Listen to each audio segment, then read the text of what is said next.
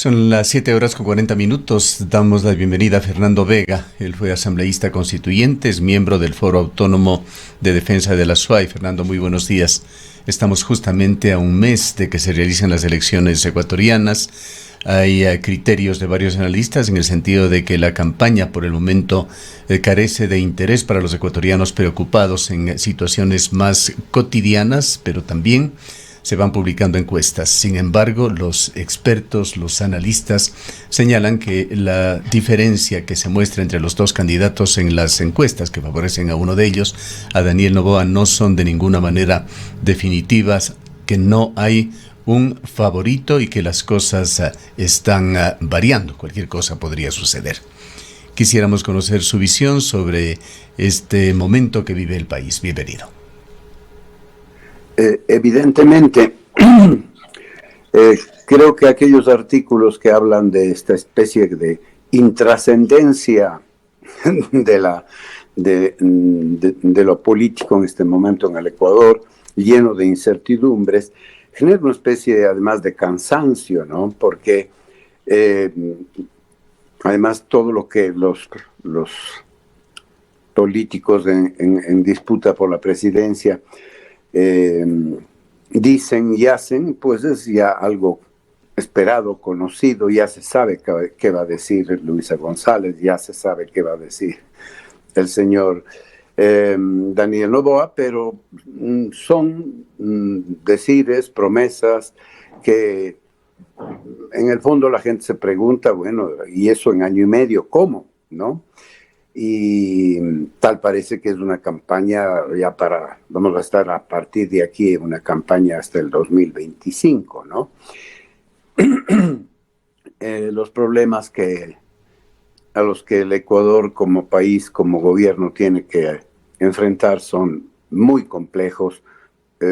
Todas las instituciones están tan dañadas, tan deterioradas, la crisis económica es tan fuerte, la violencia, ya ha instituido prácticamente un gobierno paralelo, ¿no? Sobre todo en ciertas regiones de la costa, que claro, las angustias están ahí, ¿no? Las angustias, las preocupaciones están aquí y muy pocos creen que realmente las nuevas elecciones nos vayan a dar un gobierno sólido, fuerte, capaz de resolver y de enfrentar los graves problemas a los que hay que añadir probablemente los además que... un gobierno de transición que estará solamente 1 año y medio en el poder. Así es. Hasta que se hacen cargo además del gobierno probablemente con un déficit en la caja justo al comienzo del año, es decir, comienzan con un gran hándicap para el presupuesto del primer año, ¿no? Que se supondría que, bueno, eso suele durar normalmente 6 meses, en realidad el año y medio puede hasta reducirse a 6 meses de administración, ¿no? Porque mientras la curva de aprendizaje,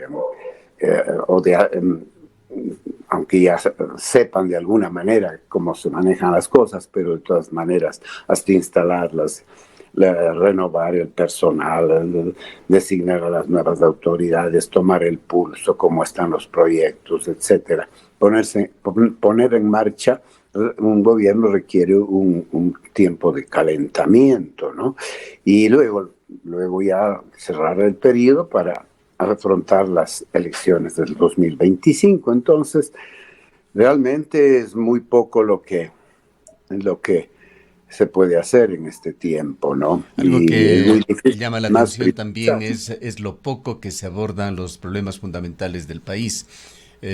Por cada tema que se toma y problemas graves, acabábamos de enfocar algunos temas de salud, con una altísima tendencia al suicidio que ha llegado a preocupar al Ministerio de Salud, que está estructurando un programa para prevenirlo. Está por allí de la desnutrición crónica infantil, que sigue dejando a un 20% de los infantes ecuatorianos sin una nutrición adecuada en estas primeras instancias que son clave en su vida, etcétera, etcétera. Si vamos por economía, por vivienda, por seguridad, los problemas sobran, pero los candidatos no los abordan, al punto de que expertos también señalan que es una campaña monotemática en los cuales se tocan muy superficialmente los puntos y sigue predominando esos cortos mensajes que tratan de aprovechar más bien sentimientos primarios de los ecuatorianos a través del TikTok y otras técnicas del marketing moderno.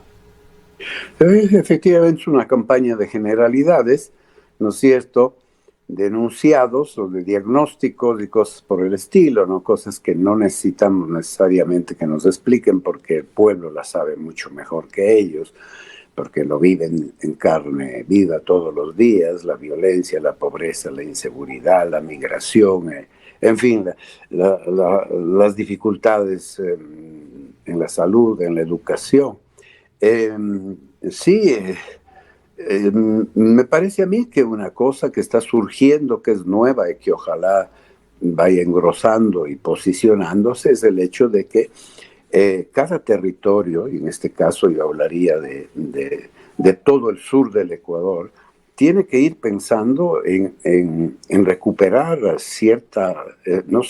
soberanía de su territorio y de sus decisiones, y entrar en un verdadero proceso que puede también durar, no es la solución a corto plazo, pero sí puede ser una salida de mediano plazo del país. Es decir, ya en el Azuay, por ejemplo, vemos como las autoridades electas, a pesar de ser de partidos diferentes, los asambleístas, la sociedad se está organizando para querer tener parte en la solución de los problemas locales, ¿no? Ante el centralismo absorbente, que además en crisis económica, obviamente, los dineros que van a la caja pública común, pues el gobierno central, tan necesitado de todo, y con tan poco dinero echa mano de todo el ingreso que existe, y cada vez más los gobiernos autónomos descentralizados, las parroquias, se vuelven cada vez más periféricos, cada vez más abandonados, ¿no? Y ya esto del clientelismo, de que yo voto por usted para que me dé una migaja, tampoco funciona ya, que lo estamos viviendo en Cuenca, ¿no? De manera reiterativa. Todo aquí vienen y prometen que van a dar, y resulta que nunca cumplen, ¿no? A mí me parece que va a haber en el Ecuador, a la corta o a la larga, una reestructuración del Estado desde los territorios y desde la ciudadanía. Yo me imagino que esto va a ir produciendo como diríamos, un clima parecido a una real, como era en la época de la independencia, ¿no? Los territorios se rebelaron contra la metrópoli española. Ahora los territorios se están rebelando ante una metrópoli centralista que además no ejerce realmente el poder en amplios sectores del territorio, ¿no? Y que para poder asegurar un mínimo de dinero quiere precisamente continuar entregando soberanía real a empresas extranjeras, ¿no? De tal manera que es una forma de declarar al gobierno declararse incapaz de gobernar, insolvente para gobernar, ¿no? Y siendo el Ecuador un país que tiene tantas posibilidades, si se le apuestan a las verdaderas políticas públicas, no ya a lo que produce dinero inmediato, sino lo que sustenta la vida del pueblo, la agricultura, la salud, la educación, ¿no es cierto?, la diversidad, los recursos no renovables, etcétera, son las apuestas a las que el Ecuador tiene que hacer, pero eso necesita primero la decisión firme del pueblo de hacerlo, de exigirlo, de mandarlo y elegir a las autoridades que llevan adelante ese proyecto, porque elegir autoridades que no tienen más proyecto que seguir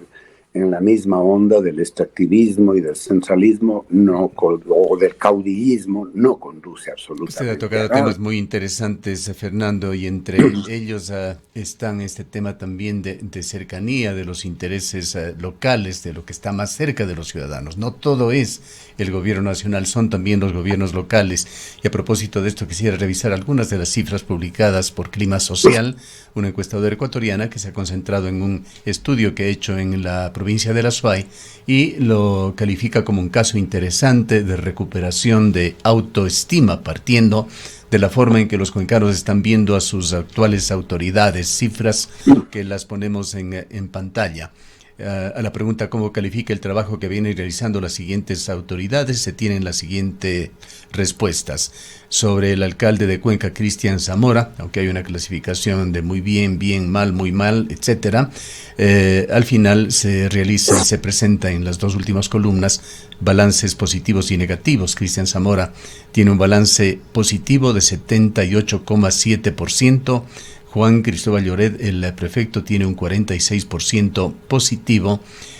Gobernador y concejales del Cantón Cuenca comparten cifras de menos del 30%. El presidente Guillermo Lasso un 6,5% de positivo. Y se va al otro lado, en lo negativo, Guillermo Lasso con 89,6%. ¿Qué le dicen a usted estas cifras? Bueno, es el reflejo de lo que puede ocurrir y debe ocurrir en la medida en que desde los gobiernos centrales no se dan respuesta a las reales necesidades de los territorios y de sus poblaciones, ¿no? Y en la medida en que los gobiernos locales dejen de lado es decir, esa suerte de autoconciencia de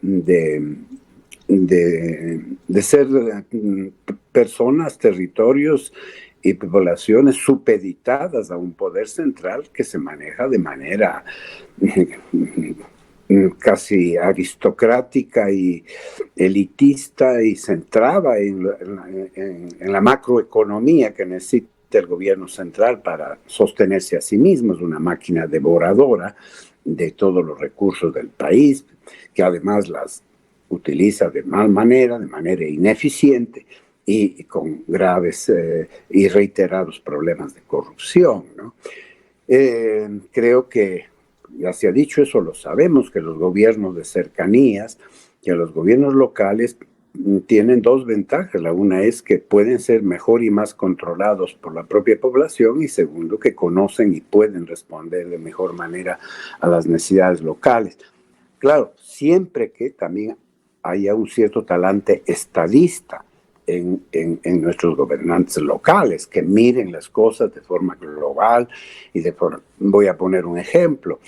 Las discusiones sobre los temas del agua y la energía, sobre los que hemos intervenido, yo particularmente he tenido hasta polémicas con compañeros y amigos, pues no se puede dejar de mirar el problema de la relación energía-agua en el Azuay. En este momento estamos viviendo los efectos de esa gestión poco inteligente y que poco mira al futuro de un cambio climático en cuanto a cómo gestionar el agua en épocas de lluvia y en épocas de sequía, y cómo esa agua para nosotros tiene que ser una fuente de energía no renovable, como es la hidroelectricidad. En este momento en ambos rubros estamos padeciendo cuando no se quiere resolver problemas conceptuales y políticos de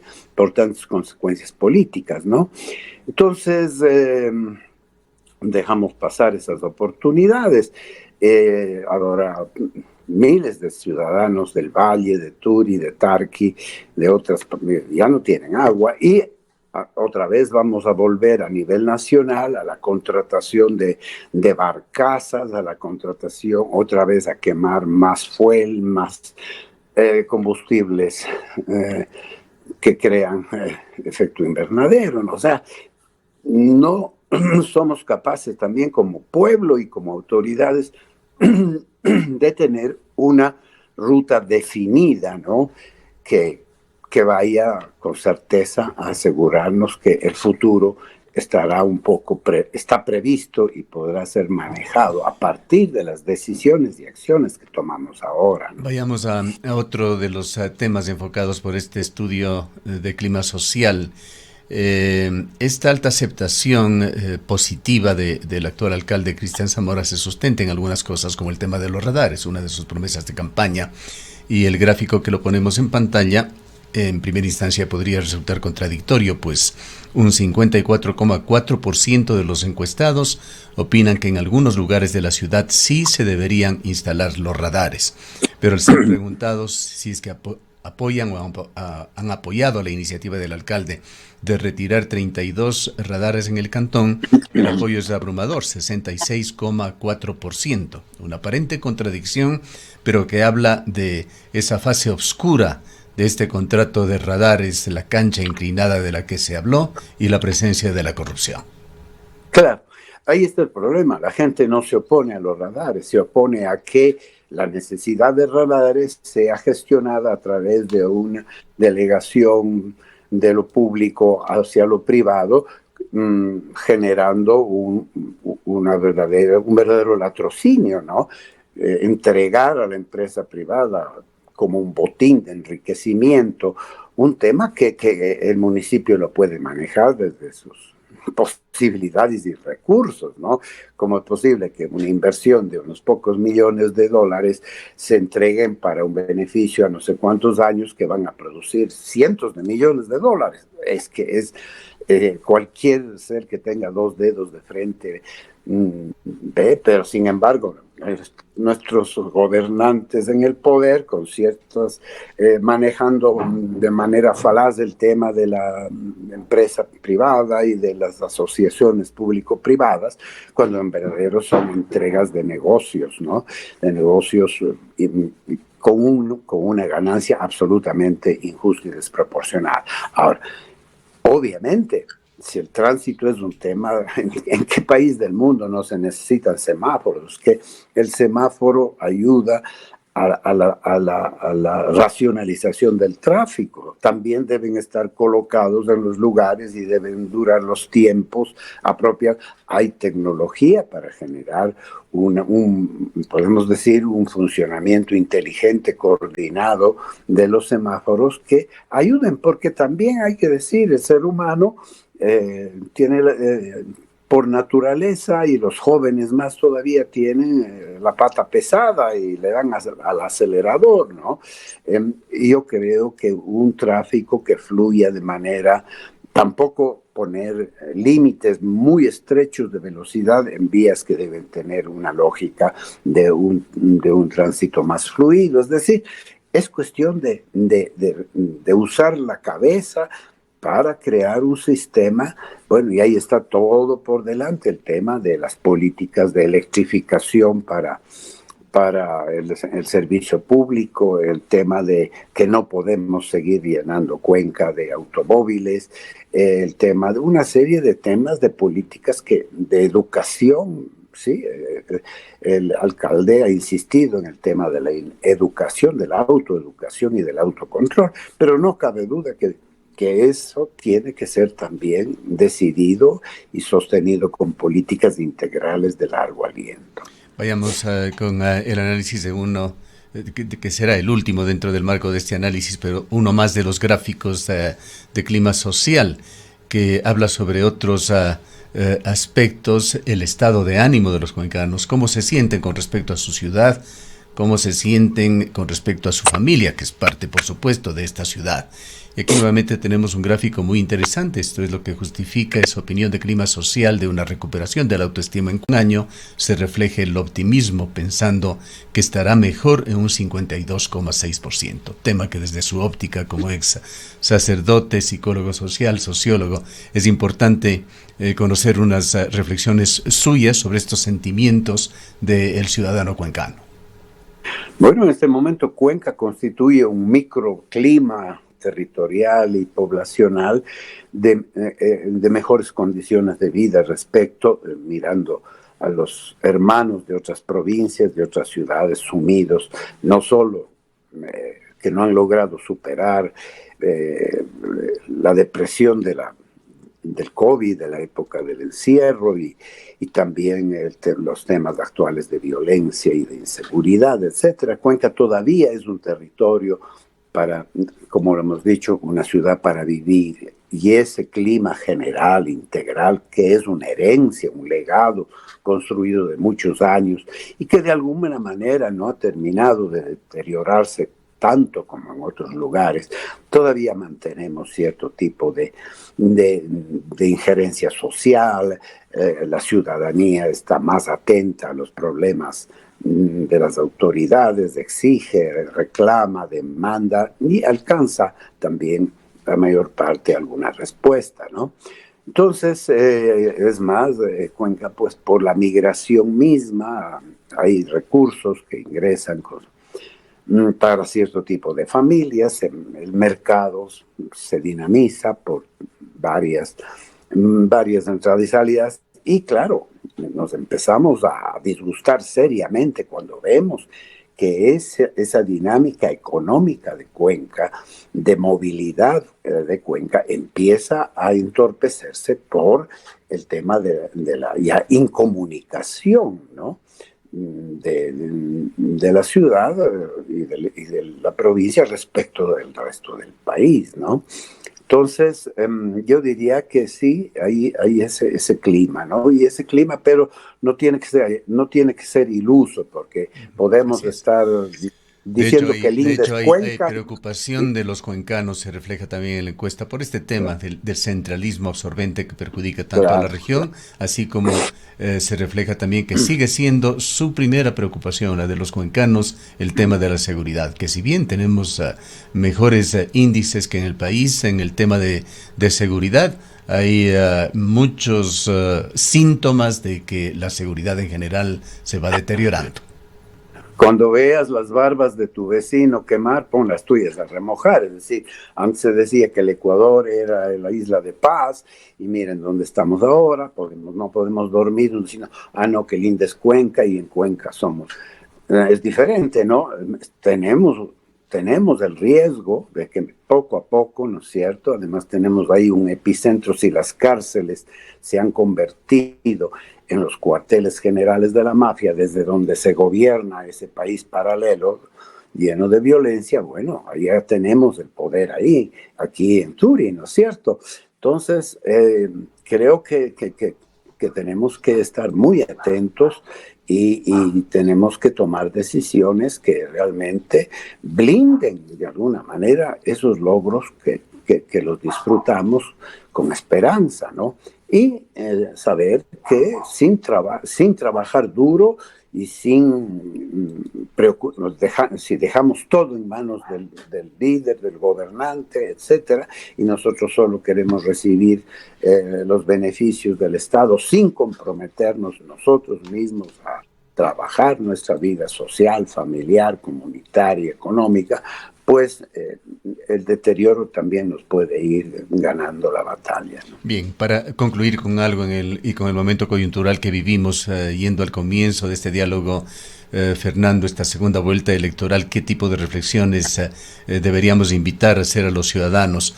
Hay muchas organizaciones que van tomando una decisión de no votar por ninguno de ellos, lo dijo Yacu Pérez el día de ayer en este medio de comunicación, lo ha hecho público Pachacutic, la CONAIE se encuentra a la espera de una supuesta decisión para ver si toma partido o no, pero hay varias entidades sociales, también varios sindicatos que han dicho que no apoyarán a ninguno de los dos. Su invitación a los cuencanos a reflexionar este momento en el que de alguna manera también las decisiones a futuro pasará por las manos de los ecuatorianos a través del voto.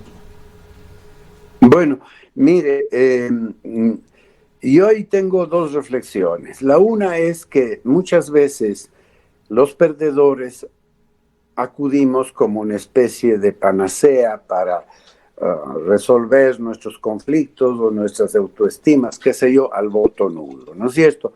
Desgraciadamente, si el voto nulo fuera una opción política de castigo para anular unas elecciones, yo diría, estamos de acuerdo, propongamos, es decir, que la gran mayoría de los ecuatorianos quiere decir que no está de acuerdo con los partidos políticos, no está de acuerdo con ninguno de los candidatos, no confía en el Consejo Electoral, por lo tanto dejen de hacer elecciones así como se están haciendo y dejemos de poner a esos candidatos. Pero como eso no ocurre, resulta que sí puede ser también el voto nulo una forma de desentenderse de la política, de lavarnos las manos. Yo pregunto, por lo menos yo me hago esta pregunta. Si hay una diferencia entre un candidato y otro de 10, 15%, bueno, puedo votar nulo, puede resultar intrascendente. Pero cuando entre dos candidatos las diferencias pueden ser de pocos miles de votos, sí, el voto nulo resultaría. Es decir, tendríamos que hacernos verdaderamente responsables de ese voto nulo, porque si por mi voto nulo pierde un candidato o gana otro, yo también soy responsable, aunque ninguno de los dos me represente, pero no cabe duda que puede haber uno del cual se pueda esperar no peores cosas, ¿no? Sabemos, por lo menos, yo lo digo sinceramente, en mi caso, yo veo que hay poca diferencia entre los candidatos del correísmo y poca diferencia con Noboa. Yo dudo mucho que voy a dar mi voto va a ser nulo o por la señora Luisa González, porque el programa de UNED solo corre a la vista y ya sabemos lo que eso significa.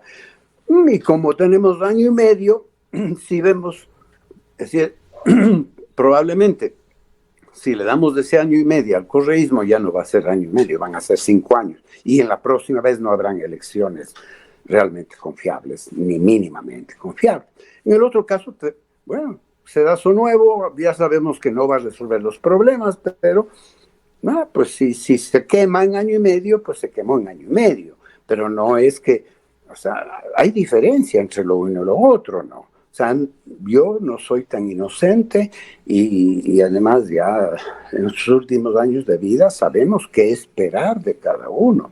Y además cuando hay declaraciones explícitas de cierto sector que vienen en forma amenazante al país, ¿no? Bien. Gracias por habernos acompañado y por estas reflexiones en este fin de semana, Fernando. Gracias, Gustavo. También igual un lindo fin de semana y a todos tus oyentes. Declaraciones de Fernando Vega, ex asambleísta constituyente, miembro del Foro Autónomo Pro Defensa de la SUAY.